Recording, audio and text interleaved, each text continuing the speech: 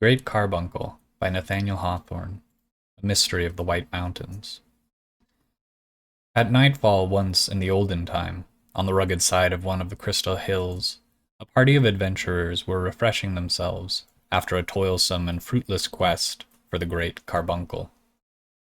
They had come thither not as friends nor partners in the enterprise, but each, save one youthful pair, impelled by his own selfish and solitary longing for this wondrous gem. Their feeling of brotherhood, however, was strong enough to induce them to contribute a mutual aid in building a rude hut of branches, and kindling a great fire of shattered pines that had drifted down the headlong current of the Amanusuk, on the lower bank of which they were to pass the night. There was but one of their number, perhaps, who had become so estranged from natural sympathies by the absorbing spell of the pursuit as to acknowledge no satisfaction at the sight of human faces. In the remote and solitary region whither they had ascended, a vast extent of wilderness lay between them and the nearest settlement, while a scant mile above their heads was that black verge where the hills throw off their shaggy mantle of forest trees, and either robe themselves in clouds or tower naked into the sky.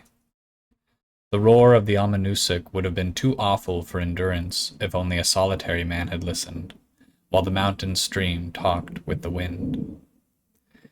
The adventurers, therefore, exchanged hospitable greetings and welcomed one another to the hut, where each man was the host, and all were the guests of the whole company.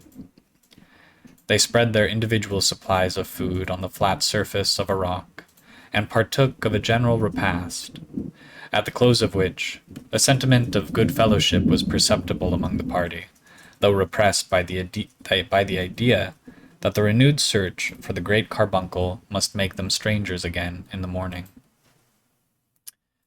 7 men and 1 young woman, they warmed themselves together at the fire, which extended its bright wall along the whole front of their wigwam.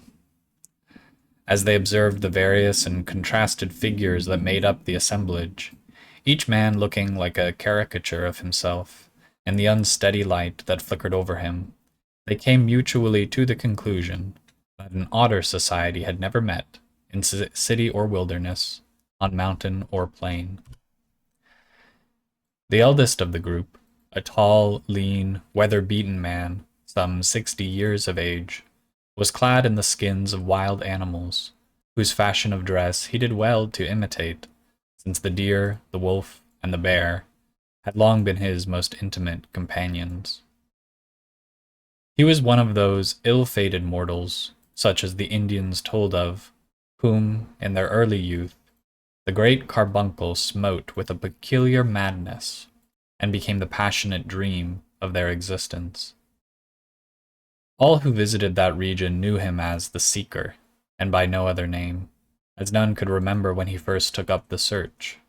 There went a fable in the valley of the Saco that for his inordinate lust after the Great Carbuncle, he had been condemned to wander among the mountains till the end of time, still with the same feverish hopes at sunrise, the same despair at eve. Near this miserable seeker sat a little elderly personage, wearing a high-crowned hat shaped somewhat like a crucible. He was from beyond the sea, a Dr. Cacaphodel, who had wilted and dried himself into a mummy by continually stooping over charcoal furnaces and inhaling unwholesome fumes during his researches in chemistry and alchemy. It was told of him, whether truly or not, that at the commencement of his studies, he had drained his body of all its richest blood and wasted it, with other inestimable ingredients, in an unsuccessful experiment, and had never been a well man since. Another of the adventurers was Master Ichabod Pigsnort, a weighty merchant and selectman of Boston, and an elder of the famous Mr. Norton's church. His enemies had a ridiculous story that Master Pigsnort was accustomed to spend a whole hour after prayer time, every morning and evening, in wallowing naked among an immense quantity of pine tree shillings which were the earliest silver coinage of Massachusetts. The fourth, whom we shall notice, had no name that his companions knew of, and was chiefly distinguished by a sneer that always contorted his thin visage, and by a prodigious pair of spectacles, which were supposed to deform and discolor the whole face of nature, to this gentleman's perception. The fifth adventurer likewise lacked a name, which was the greater pity, as he appeared to be a poet. He was a bright-eyed man, but woefully pined away, which was no more than natural if, as some people affirmed, his ordinary diet was fog, morning mist, and a slice of the densest cloud within his reach, sauced with moonshine whenever he could get it. Certain it is that the poetry which flowed from him had a smack of all these dainties. The sixth of the party was a young man of haughty mien, and sat somewhat apart from the rest, wearing his plumed hat loftily among his elders, while the fire glittered on the rich embroidery of his dress, and gleamed intensely on the jeweled pommel of his sword. This was the Lord de Vere, who, when at home, was said to spend much of his time in the burial vault of his dead progenitors, rummaging their mouldy coffins in search of all the earthly pride and vainglory that was hidden among bones and dust, so that, besides his own share, he had the collected haughtiness of his whole line of ancestry. Lastly, there was a handsome youth in rustic garb, and by his side a blooming little person, in whom a delicate shade of maiden reserve was just melting into the rich glow of a young wife's affection. Her name was Hannah, and her husband's Matthew, two homely names, yet well enough adapted to the simple pair, who seemed strangely out of place among the whimsical fraternity whose wits had been set agog by the Great Carbuncle. Beneath the shelter of one hut, in the bright blaze of the same fire, sat this very group of adventurers, also intent upon a single object, that, of whatever else they began to speak, their closing words were sure to be illuminated with the Great Carbuncle. Several related the circumstances that brought them thither. One had listened to a traveller's tale of this marvelous stone in his own distant country, and had immediately been seized with such a thirst for beholding it as could only be quenched in its intensest luster. Another, so long ago as when the famous Captain Smith visited these coasts, had seen it blazing far at sea, and had felt no rest in all the intervening years till now that he took up the search. A third, being encamped on a hunting expedition full 40 miles south of the White Mountains, awoke at midnight, and beheld the Great Carbuncle gleaming like a meteor, so that the shadows of the trees fell backward from it.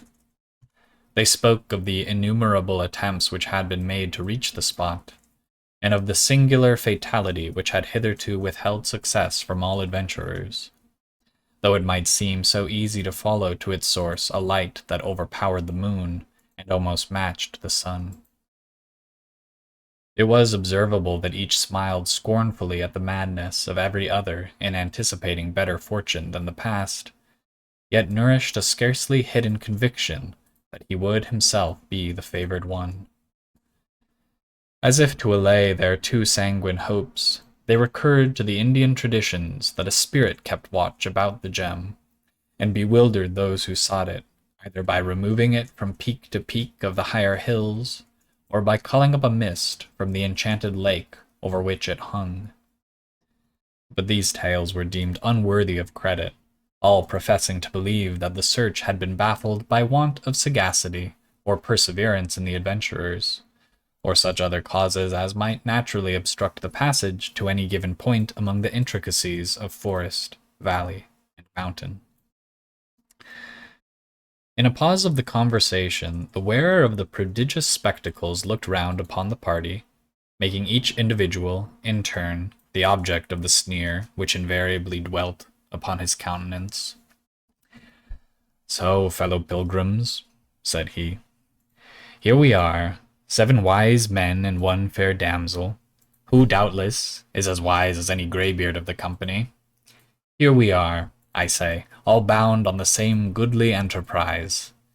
Methinks now it were not amiss that each of us declare what he proposes to do with the Great Carbuncle, provided he have the good hap to clutch it. What says our friend in the bear's skin? How mean you, good sir, to enjoy the prize which you have been seeking, the Lord knows how long, among the crystal hills? How enjoy it? Exclaimed the aged seeker, bitterly. I hope for no enjoyment from it. That folly has passed long ago. I keep up the search for this accursed stone because the vain ambition of my youth has become a fate upon me in old age. The pursuit alone is my strength, the energy of my soul, the warmth of my blood, and the pith and marrow of my bones. Were I to turn my back upon it, I should fall down dead on the hither side of the notch, which is the gateway of this mountain region. Yet not to have my wasted lifetime back again would I give up my hopes of the Great Carbuncle. Having found it, I shall bear it to a certain cavern that I wot of, and there, grasping it in my arms, lie down and die, and keep it buried with me forever. O wretch, regardless of the interests of science, cried Dr. Cacaphodel, with philosophic indignation. Thou art not worthy to behold, even from afar off, the lustre of this most precious gem that ever was concocted in the laboratory of nature. Mine is the sole purpose for which a wise man may desire the possession of the Great Carbuncle. Immediately on obtaining it, for I have a presentiment, good people, that the prize is reserved to crown my scientific reputation, I shall return to Europe, and employ my remaining years in reducing it to its first elements. A portion of the stone will I grind to impalpable powder. Other parts shall be dissolved in acids, or whatever solvents will act upon so admirable a composition, and the remainder I design to melt in the crucible, or to set on fire with the blowpipe. By these various methods, I shall gain an accurate analysis, and finally bestow the results of my labors upon the world in a folio volume. Excellent, quoth the man with the spectacles. Nor need you hesitate, learned sir, on account of the necessary destruction of the gem, since the perusal of your folio may teach every mother's son of us to concoct a great carbuncle of his own. But verily, said Master Ichabod Pigsnort, for mine own part I object to the making of these counterfeits, as being calculated to reduce the marketable value of the true gem. I tell you frankly, sirs, I have an interest in keeping up the price. Here have I quitted my regular traffic, leaving my warehouse in the care of my clerks, and putting my credit to great hazard, and, furthermore, have put myself in peril of death or captivity by the accursed heathen savages, and all this without daring to ask the prayers of the congregation, because the quest for the Great Carbuncle is deemed little better than a traffic with the evil one. Now think ye that I would have done this grievous wrong to my soul, body, reputation, and estate, without a reasonable chance of profit? Not I, pious Master Pigsnort, said the man with the spectacles. I never laid such a great folly to thy charge. Truly, I hope not, said the merchant. Now, as touching this Great Carbuncle, I am free to own that I have never had a glimpse of it, but be it only the 100th part so bright as people tell, it will surely outvalue the great mogul's best diamond, which he holds at an incalculable sum. Wherefore I am minded to put the Great Carbuncle on shipboard, and voyage with it to England, France, Spain, Italy, or into heathendom, if Providence should send me thither, and, in a word, dispose of the gem to the best bidder among the potentates of the earth, that he may place it among his crown jewels. If any of ye have a wiser plan, let him expound it. That have I, thou sordid man, exclaimed the poet. Dost thou desire nothing brighter than gold, that thou wouldst transmute all this ethereal lustre into such dross as thou wallowest in already? For myself, hiding the jewel under my cloak, I shall hie me back to my attic chamber in one of the darksome alleys of London. There, night and day, will I gaze upon it. My soul shall drink its radiance. It shall be diffused throughout my intellectual powers, and gleam brightly in every line of poesy that I indite. Thus, long ages after I am gone, the splendor of the Great Carbuncle will blaze around my name. Well said, Master Poet, cried he of the spectacles. Hide it under thy cloak, sayest thou? Why, it will gleam through the holes and make thee look like a jack-o'-lantern." "To think," ejaculated the Lord de Vere, rather to himself than his companions, the best of whom he held utterly unworthy of his intercourse, "to think that a fellow in a tattered cloak should talk of conveying the Great Carbuncle to a garret in Grub Street. Have not I resolved within myself that the whole earth contains no fitter ornament for the great hall of my ancestral castle? There shall it flame for ages, making a noonday of midnight, glittering on the suits of armor, the banners and escutcheons that hang around the wall, and keeping bright the memory of heroes. Wherefore have all other adventurers sought the prize in vain but that I might win it, and make it a symbol of the glories of our lofty lion? And never, on the diadem of the White Mountains, did the Great Carbuncle hold a place half so honored as is reserved for it in the hall of the de Veres." "It is a noble thought," said the cynic, with an obsequious sneer. "Yet, might I presume to say so, the gem would make a rare sepulchral lamp, and would display the glories of your lordship's progenitors more truly in the ancestral vault than in the castle hall." "Nay, forsooth," observed Matthew, the young rustic, who sat hand in hand with his bride. "The gentleman has bethought himself of a profitable use for this bright stone. Hannah here and I are seeking it for a like purpose." "How, fellow?" exclaimed his lordship in surprise. "What castle hall hast thou to hang it in?" "No castle," replied Matthew, "but as neat a cottage as any within sight of the Crystal Hills. You must know, friends, that Hannah and I, being wedded the last week, have taken up the search of the Great Carbuncle, because we shall need its light in the long winter evenings, and it will be such a pretty thing to show the neighbors when they visit us. It'll shine through the house, so that we may pick up a pin in any corner, and will set all the windows a-glowing, as if there were a great fire of pine knots in the chimney. And then how pleasant, when we awake in the night, to be able to see one another's faces." There was a general smile among the adventurers at the simplicity of the young couple's project in regard to this wondrous and invaluable stone, with which the greatest monarch on earth might have been proud to adorn his palace.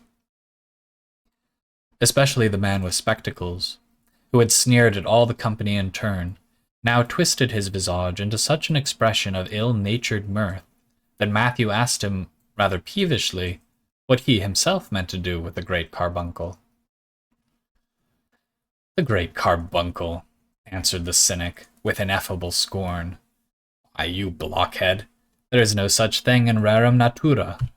I have come 3,000 miles, and am resolved to set my foot on every peak of these mountains, and poke my head into every chasm, for the sole purpose of demonstrating to the satisfaction of any man one whit less an ass than myself, that the Great Carbuncle is all a humbug."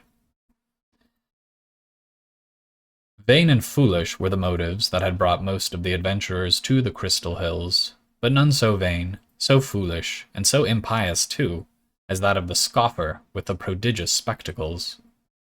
He was one of those wretched and evil men whose yearnings are downward to the darkness, instead of heavenward, and who, could they but extinguish the lights which God hath kindled for us, would count the midnight gloom their chiefest glory.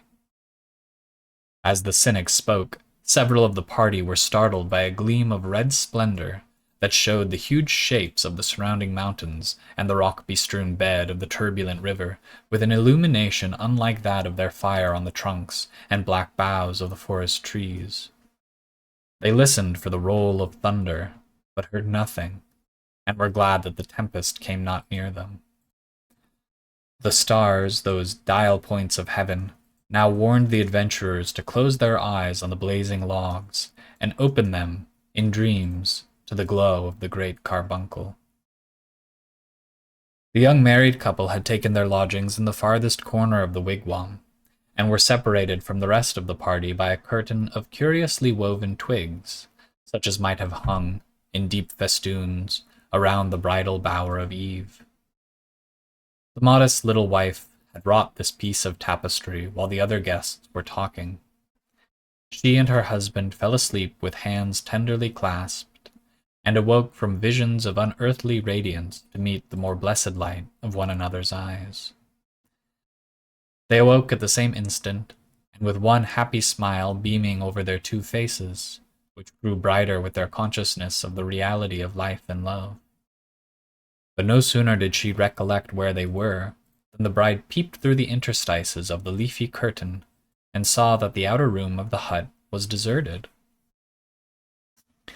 "Up, dear Matthew," cried she, in haste. "The strange folk are all gone. Up this very minute, or we shall lose the Great Carbuncle." In truth, so little did these poor young people deserve the mighty prize which had lured them thither, that they had slept peacefully all night, until the summits of the hills were glittering with sunshine, while the other adventurers had tossed their limbs in feverish wakefulness, or dreamed of climbing precipices, and set off to realize their dreams with the earliest peep of dawn. But Matthew and Hannah, after their calm rest, were as light as two young deer, and merely stopped to say their prayers and wash themselves in a cold pool of the Almanusik, and then to taste a morsel of food ere they turned their faces to the mountainside. It was a sweet emblem of conjugal affection as they toiled up the difficult ascent, gathering strength from the mutual aid which they afforded. After several little incidents, such as a torn robe, a lost shoe, and the entanglement of Hannah's hair in a bough, they reached the upper verge of the forest, and were now to pursue a more adventurous course. The innumerable trunks and heavy foliage of the trees had hitherto shut in their thoughts, which now shrank affrighted from the region of wind and cloud and naked rocks and desolate sunshine that rose immeasurably above them. They gazed back at the obscure wilderness which they had traversed, and longed to be buried again in its depths, rather than trust themselves to so vast and visible a solitude. "Shall we go on?" said Matthew, throwing his arm around Hannah's waist, both to protect her and to comfort his heart by drawing her close to it. But the little bride, simple as she was, had a woman's love of jewels, and could not forego the hope of possessing the very brightest in the world, in spite of the perils with which it must be won. "Let us climb a little higher," whispered she, yet tremulously, as she turned her face upward to the lonely sky. "Come then," said Matthew, mustering his manly courage and drawing her along with him, for she became timid again the moment that he grew bold. And upward, accordingly, went the pilgrims of the Great Carbuncle, now treading upon the tops and thickly interwoven branches of dwarf pines, which, by the growth of centuries, though mossy with age, had barely reached 3 feet in altitude. Next they came to masses and fragments of naked rock heaped confusedly together, like a cairn reared by giants in memory of a giant chief. In this bleak realm of upper air nothing breathed, nothing grew. There was no life but what was concentrated in their two hearts. They had climbed so high that nature herself seemed no longer to keep them company. She lingered beneath them, within the verge of the forest trees, and sent a farewell glance after her children as they strayed where her own green footprints had never been. But soon they were to be hidden from her eye. Densely and dark the mists began to gather below, casting black spots of shadow on the vast landscape, and sailing heavily to one center, as if the loftiest mountain peak had summoned a council of its kindred clouds.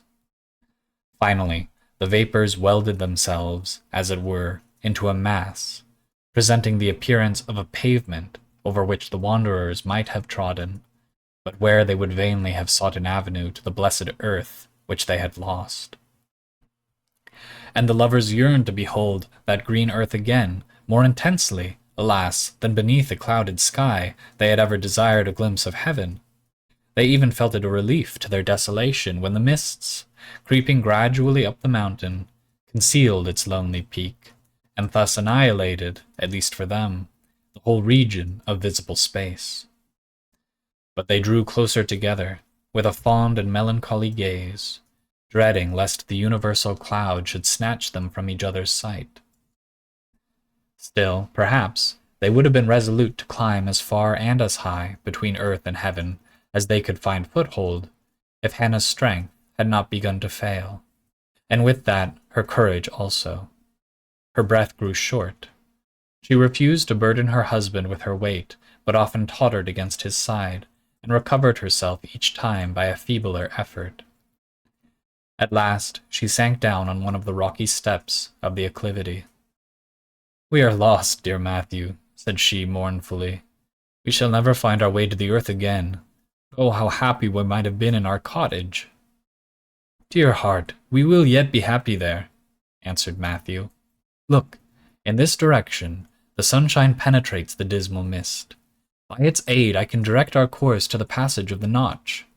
Let us go back, love, and dream no more of the Great Carbuncle." "The sun cannot be yonder," said Hannah with despondence. "By this time it must be noon. If there could ever be any sunshine here, it would come from above our heads." "But look," repeated Matthew, in a somewhat altered tone. "It is brightening every moment. If not sunshine, what can it be?" Nor could the young bride any longer deny that a radiance was breaking through the mist, and changing its dim hue to a dusky red, which continually grew more vivid, as if brilliant particles were interfused with the gloom. Now also the cloud began to roll away from the mountain, while, as it heavily withdrew, one object after another started out of its impenetrable obscurity into sight, with precisely the effect of a new creation, before the indistinctness of the old chaos had been completely swallowed up. As the process went on, they saw the gleaming of water close at their feet, and found themselves on the very border of a mountain lake, deep, bright, clear, and calmly beautiful, spreading from brim to brim of a basin that had been scooped out of the solid rock. A ray of glory flashed across its surface. The pilgrims looked whence it should proceed, but closed their eyes with a thrill of awful admiration, to exclude the fervid splendor that glowed from the brow of a cliff impending over the enchanted lake. For the simple pair had reached that lake of mystery, and found the long-sought shrine of the Great Carbuncle. They threw their arms around each other, and trembled at their own success, for, as the legends of this wondrous gem rushed thick upon their memory, they felt themselves marked out by fate, and the consciousness was fearful. Often, from childhood upward, they had seen it shining like a distant star, and now that star was throwing its intensest luster on their hearts. They seemed changed to one another's eyes, in the red brilliancy that flamed upon their cheeks, while it lent the same fire to the lake, the rocks, and sky, and to the mists which had rolled back before its power. But, with their next glance, they beheld an object that drew their attention even from the mighty stone. At the base of the cliff, directly beneath the Great Carbuncle, appeared the figure of a man, with his arms extending in the act of climbing, and his face turned upward as if to drink the full gush of splendor. But he stirred not, no more than if changed to marble. "It is the Seeker," whispered Hannah, convulsively grasping her husband's arm. "Matthew, he's dead." "The joy of success has killed him," replied Matthew, trembling violently. "Or perhaps the very light of the Great Carbuncle was death." "The Great Carbuncle?" cried a peevish voice behind him.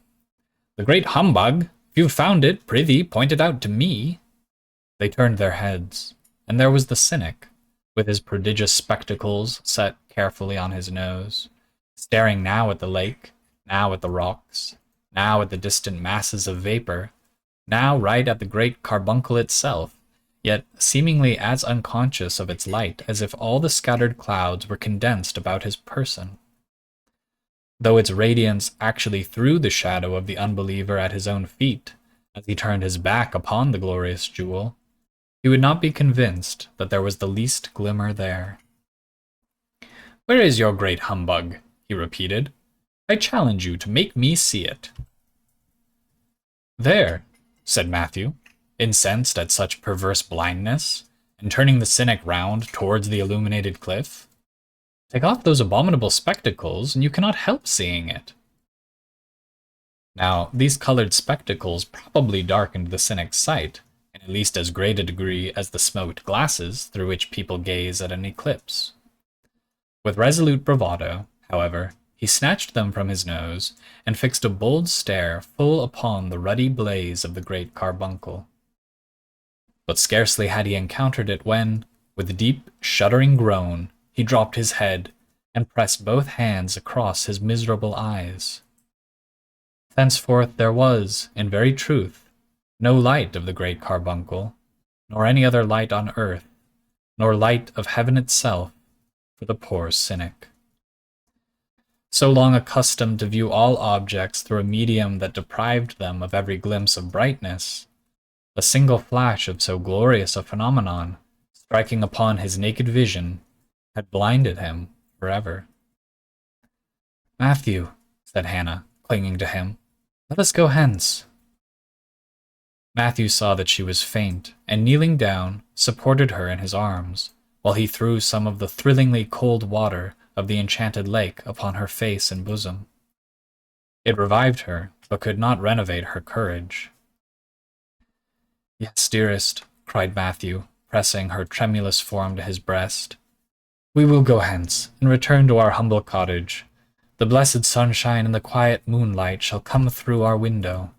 We will kindle the cheerful glow of our hearth at eventide, and be happy in its light. But never again will we desire more light than all the world may share with us." "No," said his bride, "for how could we live by day or sleep by night in this awful blaze of the Great Carbuncle?" Out of the hollow of their hands, they drank each a draught from the lake, which presented them its waters uncontaminated by an earthly lip. Then, lending their guidance to the blinded cynic, who uttered not a word, and even stifled his groans in his own most wretched heart, they began to descend the mountain. Yet, as they left the shore, till then untrodden, of the Spirit's lake, they threw a farewell glance towards the cliff, and beheld the vapors gathering in dense volumes, through which the gem burned duskily. As touching the other pilgrims of the Great Carbuncle, the legend goes on to tell that the worshipful Master Ichabod Pigsnort soon gave up the quest as a desperate speculation, and wisely resolved to betake himself again to his warehouse, near the town dock, in Boston. But, as he passed through the notch of the mountains, a war party of Indians captured our unlucky merchant, and carried him to Montreal, there holding him in bondage, till, by the payment of a heavy ransom, he had woefully subtracted from his hoard of pine-tree shillings. By his long absence, moreover, his affairs had become so disordered that for the rest of his life, instead of wallowing in silver, he had seldom a sixpence worth of copper. Dr. Cacaphodel, the alchemist, returned to his laboratory with a prodigious fragment of granite, which he ground to powder, dissolved in acids, melted in the crucible, and burned with the blowpipe, and published the result of his experiments in one of the heaviest folios of the day. And, for all these purposes, the gem itself could not have answered better than the granite. The poet, by a somewhat similar mistake, made prize of a great piece of ice, which he found in a sunless chasm of the mountains, and swore that it corresponded, in all points, with his idea of the Great Carbuncle. The critics say that, if his poetry lacked the splendor of the gem, it retained all the coldness of the ice. The Lord de Vere went back to his ancestral hall, where he contented himself with a wax-lighted chandelier, and filled, in due course of time, another coffin in the ancestral vault. As the funeral torches gleamed within that dark receptacle, there was no need of the Great Carbuncle to show the vanity of earthly pomp. The cynic, having cast aside his spectacles, wandered about the world, a miserable object, and was punished with an agonizing desire of light for the wilful blindness of his former life. The whole night long he would lift his splendor-blasted orbs to the moon and stars. He turned his face eastward at sunrise, as duly as a Persian idolater. He made a pilgrimage to Rome to witness the magnificent illumination of St. Peter's Church, and finally perished in the Great Fire of London, into the midst of which he had thrust himself, with the desperate idea of catching one feeble ray from the blaze that was kindling earth and heaven. Matthew and his bride spent many peaceful years, and were fond of telling the legend of the Great Carbuncle. The tale, however, towards the close of their lengthened lives, did not meet with the full credence that had been accorded to it by those who remembered the ancient lustre of the gem. For it is affirmed that, from the hour when two mortals had shown themselves so simply wise as to reject a jewel which would have dimmed all earthly things, its splendor waned. When other pilgrims reached the cliff, they found only an opaque stone, with particles of mica glittering on its surface. There is also a tradition that, as the youthful pair departed, the gem was loosened from the forehead of the cliff and fell into the enchanted lake, and that, at noontide, the seeker's form may still be seen to bend over its quenchless gleam. Some few believe that this inestimable stone is blazing as of old, and say that they have caught its radiance, like a flash of summer lightning, far down the valley of the Saco. And be it owned that, many a mile from the crystal hills, I saw a wondrous light around their summits, and was lured, by the faith of Posey, to be the latest pilgrim of the Great Carbuncle.